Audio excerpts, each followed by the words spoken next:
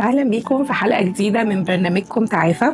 في البرنامج بنتكلم على اضطراب الشخصية النرجسية تحديدا، والنهاردة هنتكلم على موضوع مهم قوي بيشغل ناس كتير وناس كتير بتسأل عنه لأنهم مش فاهمين يعني ايه اضطراب شخصية نرجسية، طريقة تكوينها وأسباب تكوينها.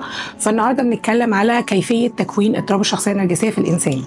اضطراب الشخصية النرجسية بيتكون في سن 3 ل 5 سنوات في سن الطفولة، وده سن تكوين الشخصية عند الأطفال. أسباب تكوين الاضطراب الشخصية النرجسية وهو اضطراب عقلي أو يعني ويعتبر مرض عقلي أو خلل عقلي أو اضطراب. فبيتكون في سن التكوين الشخصية في سن صغير جدا، وبيكون بسبب أسباب كثيرة جدا، منها أسباب وراثية أو أسباب عضوية بتكون موجودة في الأب أو الأم وبياخدها منهم الطفل، وبيكون في خلل في النقلات العصبية في المخ أو في كيمياء المخ أصلا بتسبب اضطراب شخصية نرجسية. يعني بيكون في خلل في تشريح المخ أو الطريقة التشريحية للمخ. الأسباب الأكثر بقى انتشارا يعني والمؤكدة أكتر فإن هي بتتكون بسبب التربية الخاطئة في سن الطفولة من الأب والأم. طبعا لو الأب أو الأم نرجسيين ده بيكون سبب من الأسباب اللي بيكون اضطراب شخصية نرجسية خصوصا عند الذكور. الأسباب اللي بتكون اضطراب شخصية نرجسية عن طريق التربية بيكون هما 3 أسباب. التدليل الزائد، يعني الطفل طول الوقت بيتدلع، ما بيتقالوش غلط ولا لا على حاجة، كل طلباته مجابة، ما فيش أي توجيه، فالطفل بيطلع يحس ان هو الكون كله يعني هو محور الكون كله مخصص لخدمته، وما ينفعش يتقال له لا، وعمره ما بيغلط، فبيطلع متعود على انه ما يعترفش بغلطه، ما يعتذرش، يكون اناني، يكون استغلالي، يكون مصلحجي، ودي من صفات الشخص النرجسي.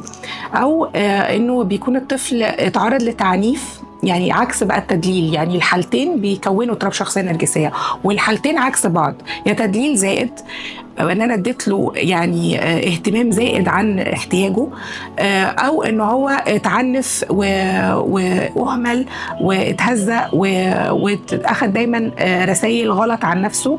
فالطفل بيكون اضطراب شخصيه نرجسيه كدفاع او ديفense ميكانيزم، ان هو يكون قشره خارجيه يواجه بيها المجتمع عشان يحمي مشاعره اللي اتدمرت عن طريق التربيه من الطفوله، او عن طريق ان هو اتعنف واتقال له كلام سيء ورسائل سيئه جدا عن نفسه من سن بدري جدا.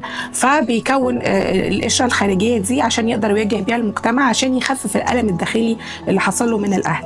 فالقشره الخارجيه دي هي اضطراب الشخصيه النرجسيه، هو تكوين اضطراب الشخصيه النرجسيه. هي قشره يعني زي قشرة الطاووس كده، هو بني آدم بيطلع بقى شايف نفسه قوي، مغرور جدا، متكبر جدا، متعجرف جدا، بيحب نفسه زيادة، أو بيوهم اللي قدامه إن هو بيحب نفسه زيادة. هو الواقع إن هو داخليا بيكره نفسه، ما بيحبش نفسه، لأنه زي ما قلت كده أخد رسائل سيئة جدا عن نفسه. وهو نفس الطفل برضو اللي هيطلع عنده اضطراب شخصية نرجسية، خصوصا الذكر اللي اتعرض لإهمال شديد، يعني اللي اتعرض للتدليل أو التعنيف أو الإهمال الشديد. ممكن الطفل الذكر تحديدا يطلع عنده اضطراب نرجسي من الإهمال، برضو بيطلع حاسس إن هو عنده حس بالعار، حاسس إن هو بيكره نفسه، ما بيحبش نفسه، دي مشاعره الداخلية جدا. فعشان يحمي المشاعر الداخليه المؤلمه دي او يبعدها عن الطلوع للسطح، بيكون اضطراب الشخصيه النرجسيه اللي بيواجه بيها المجتمع بقى وبيعيش بيها بقيه حياته.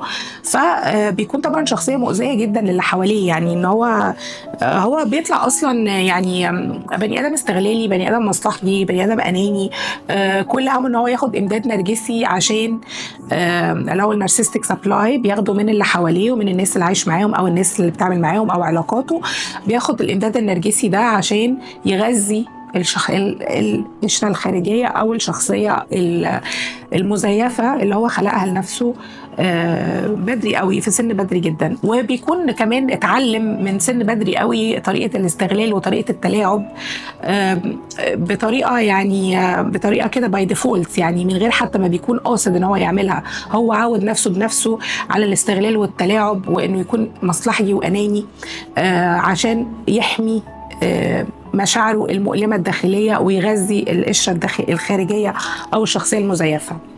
فهو بيعيش حياته كلها معتمد على حاجه اسمها الامداد النرجسي زي ما قلت، اللي هو النارسستيك سبلاي. وده بياخده طول الوقت من اللي حواليه، يا بياخده بطريقه ايجابيه اللي هو البوزيتيف سبلاي، او بياخده بطريقه سلبيه اللي هو النيجاتيف سبلاي. الطريقه الايجابيه اللي هي البوزيتيف اللي هو بياخده بقى عن طريق الناس تمدحه، الناس تمجده، الناس تحبه، الناس تقول فيه صفات حلوه قوي. فكل ده بيغذي الشخصيه المزيفه. او ان هو ياخد الامداد النرجسي عن طريق سلبي، او النيجاتيف سبلاي بياخده عن طريق ان هو يأذي الاخرين.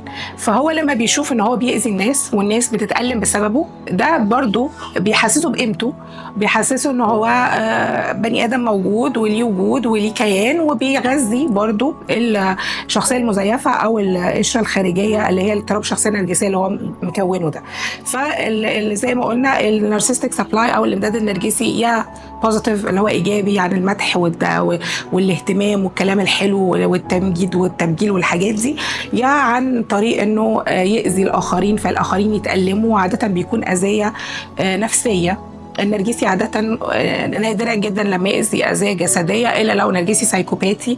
نرجسي سايكوباتي ده بيبقى درجة عالية جدا من النرجسية، فده ممكن يأذي أذية جسدية لأن ده فقد للتعاطف نهائي. يعني ده إنسان ما فيش حد بيصعب عليه لا يتعاطف مع إنسان، مع حيوان، مع طفل، مع أي حاجة. فده ممكن يأذي أذية جسدية من غير أي تعاطف. يعني من ضمن افعاله وتصرفاته برضو وهو بيستغل افعاله وتصرفاته دي في انه يعمل حاجه اسمها دوره الاساءه النرجسيه في العلاقات العاطفيه تحديدا، او علاقات الجواز، اللي هي بيدخل في بدايه العلاقه باهتمام وبعد كده بتقليل. طبعا هنقول التفاصيل في حلقات جايه ان شاء الله، والحلقه الجايه ان شاء الله تكون عن دوره الاساءه النرجسيه او النارسستيك ابيوزيف سايكل، او الباترن بتاع الشخصيه النرجسيه او الاضطراب النرجسي، وهنتكلم باستفاضة عنها أكتر.